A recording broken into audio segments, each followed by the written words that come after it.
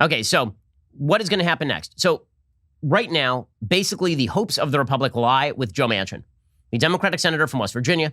The only reason that Joe Manchin is still in the Senate in West Virginia is because he is a very right-wing Democrat, meaning he has institutionally allied himself with left-wing members of the Republican caucus pretty often, people like Susan Collins and Lisa Murkowski. He also happens to be an institutionalist in the mold of John McCain, which means that he is anti-getting rid of the filibuster and he is anti-packing the court. Here was Joe Manchin not all that long ago saying that he is not going to stand in favor of killing the filibuster or expanding the Supreme Court. I commit to you tonight, and I commit to all of your viewers and everyone else that's watching, I want to lay those fears, I want to rest those fears for you right now, because when they talk about whether it be packing the courts or ending the filibuster, I will not vote to do that. I will not vote to pack the courts, I think, and I will not vote to end the filibuster. Brett, this system, the Senate, was so unique body in the world. It was made to work together in a bipartisan way. And once you start breaking down those barriers, then you lose every reason that we are the institution that we are, the most deliberate body. Okay, so watch for Joe Manchin to absolutely be shellacked by the left. I mean, every day the pressure is going to be on Joe Manchin because so many of the Democratic hopes for their legislative priorities rest in ramming through everything with 51 votes or 50 plus Kamala Harris. So if the filibuster is still in place, you need 60. To break the filibuster, you need 60 votes. So without killing the filibuster, what exactly can be done? And this is why, realistically speaking, Biden is not going to get most of his agenda here. So that's a comfort, right? Just on a legislative level, that's a comfort, because what Biden would wish to ram through and what he is capable of ramming through are two very different things. Okay, the process that he is going to use is a process called budget reconciliation. Okay, budget reconciliation is there's a certain area of American law and Senate procedure in which 51 votes, or 50 plus the vice president to break a tie, that number of votes is necessary only in order to pass particular budgetary items. So you can't, for example, pass amnesty through budget reconciliation. Now, he may not have to pass amnesty through budget reconciliation, right? He may actually have the votes for amnesty. Like, this is the thing that I'm most worried about on a pure legislative level. There are really three things that I'm worried about on a pure legislative level from Joe Biden with his new Senate majority, which is just unthinkably bad. Here are the three things. I'm worried significantly about tax increases because of budget reconciliation, which I'll explain in a second. I'm worried about immigration because I think there are a lot of soft-hearted Republicans and in some cases soft-headed Republicans who are going to try and revive the 2013 immigration deal that would not only legalize the so-called dreamers, but would actually legalize 11 million people minimum who are in the country illegally, right? Create a quote-unquote pathway to citizenship for them and get very little in return, because there are a lot of Republicans out there who still believe that if they're soft on immigration, somehow this is going to shift Latino voters into their aisle. I don't see the evidence for that at all. Donald Trump actually outperformed with Hispanics compared to, for example, Mitt Romney in 2012. Right? Romney was very soft on immigration, or at least more soft on immigration. Trump was very harsh on immigration and very openly harsh on immigration, and he did much better in 2020 with Hispanics than he did in 2016. So the evidence that Republicans would be making a smart electoral move by signing on to some sort of giant amnesty bill that legalizes what is really not 11 million, it's probably closer to 20 million people who are in the country illegally, that seems like bad politics to me. But it would also not be hard, I think, to peel off enough Republicans to defeat a filibuster there. So that is the top legislative priority that is likely to receive some sort of bipartisan negotiation for Republicans, because Republicans are afraid of the issue, even though they really should not be.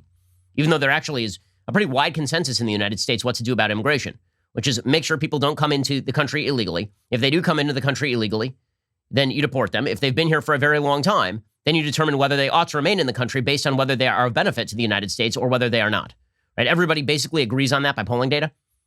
But Republicans, I think, might well sign on to some sort of amnesty bill because they've done so in the past.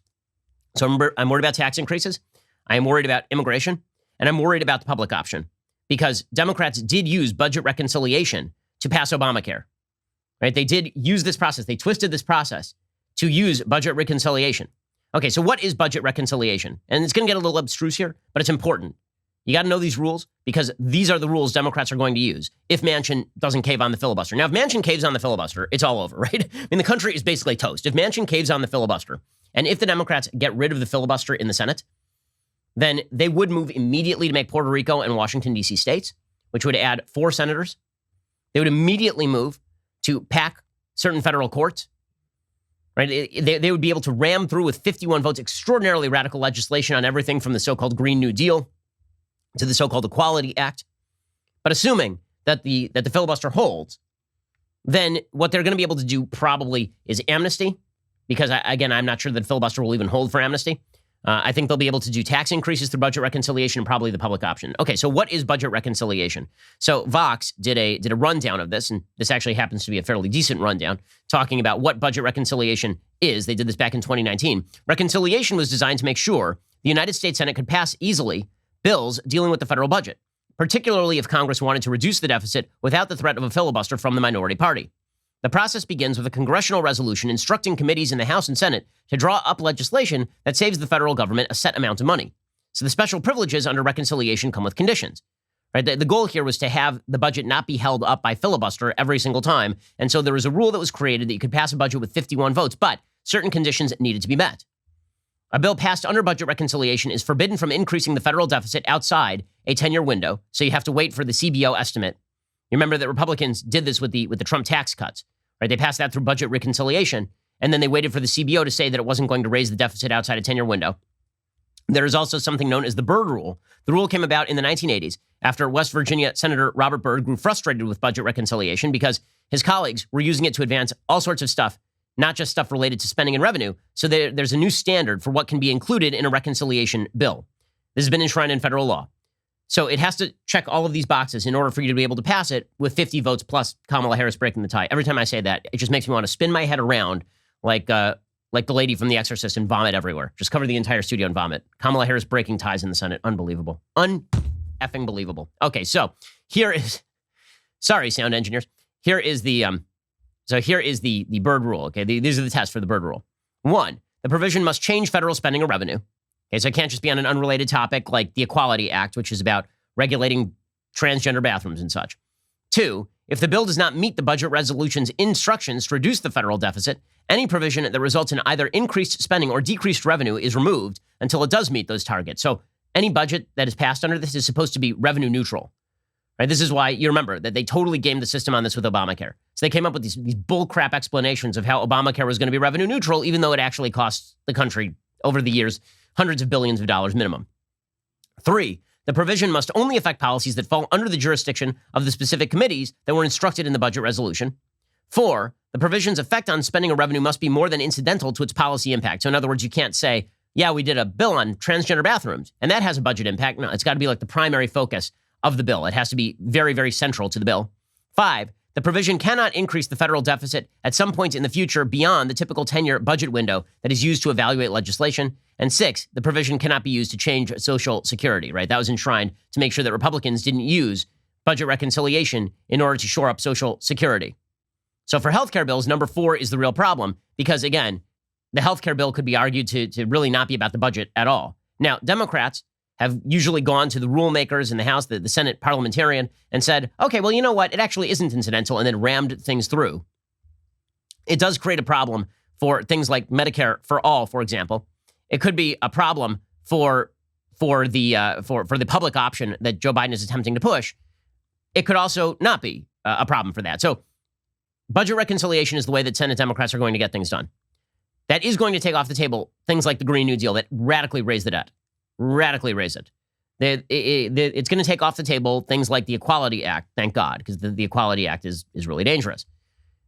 By the way, again, Joe Biden, when it comes to immigration reform, my concern is that Republicans are going to cave on immigration reform. I mean, Biden has said over and over and over again he wants comprehensive immigration reform. Here he was during the campaign saying that. And on day one, I'm sending, no matter what the state of this is, to the United States Congress a bill to provide for a path to citizenship for 11 million undocumented people, number one, in the United States. Number 2, every DACA student will be able to stay. It's a gigantic objective of mine to see to it that we have an immigration system that's consistent with our values and who we say we are. Okay, so he really wants to push that, right? And we'll see if Republicans cave on it. This is where the Republican base is going to need to stand up on its hind legs and say no to its own senators if those senators try and ram through some sort of crappy amnesty bill. Facts don't care about your feelings, and it's a fact that The Ben Shapiro Show is the largest conservative podcast in the nation. Be sure to hit the subscribe button to stay up to date on all of our content.